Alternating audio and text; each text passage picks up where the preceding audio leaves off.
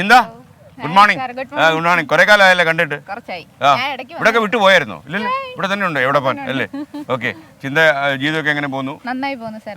ഈ കലോത്സവം ഒക്കെ ചിന്ത എനിക്കൊന്ന് പ്രസംഗ മത്സരത്തിൽ പങ്കെടുത്തിട്ടുണ്ടല്ലോ. എത്ര തവണ? സ്കൂളിൽ പഠിക്കുന്ന സമയത്തെല്ലാം പങ്കെടുത്തിട്ടുണ്ട്. പ്രസംഗത്തിലൂടെ ഇങ്ങനെ ഒരാൾ ജീവൻ വെച്ച് എഴുന്നേറ്റ് വന്നല്ലേ? ഓക്കെ. പിന്നെ നമ്മൾ തമ്മിലൊക്കെ കയറിയായിരുന്നു കുറച്ച് കാലം. ഓക്കെ. അപ്പോ അന്നത്തെ പ്രസംഗ മത്സരം കണ്ടിട്ട് ഇന്ന് പ്രസംഗ മത്സരം കഴിഞ്ഞോ? ഐറ്റം കഴിഞ്ഞോ? ഇത് പൊതുവെ മത്സരങ്ങളോട് എങ്ങനെ ഉണ്ടായിരുന്നു? പൊതുവേ ജനങ്ങൾ മുഴുവൻ വന്ന് കാണുന്ന ഒരു സ്ഥിതിയാണല്ലോ ഉള്ളത്. എല്ലാവരും വന്ന് ജനങ്ങളെ ഏറ്റെടുത്തൊരു കലോത്സവമായിട്ട് കൊല്ലത്തെ കലോത്സവം മാറിയിട്ടുണ്ട്.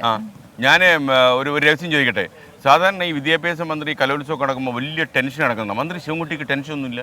അല്ല, അദ്ദേഹം വളരെ പെർഫെക്റ്റ് ആയി ഇത് സംഘടിപ്പിച്ചു എന്നുള്ളതാണ്. അതെ, നവകേരള സദസ്സ് തീർന്ന ആ ദിവസം മുതൽ കൊല്ലംകാരനായി വിദ്യാഭ്യാസ മന്ത്രി മാറി ഇവിടെ വന്ന് താമസിച്ച് അതിന്റെ മുന്നൊരുക്ക പ്രവർത്തനം നമ്മളൊന്ന് കാണുന്നുണ്ട്.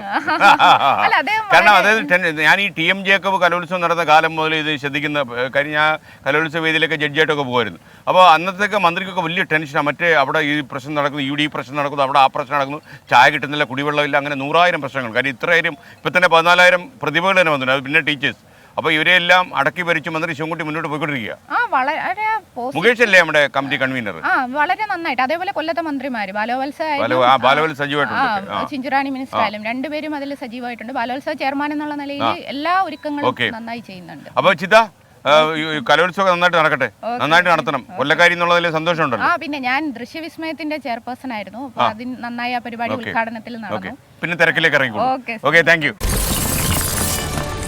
24 അഞ്ചിന്റെ വജ്രത്തിളക്കം.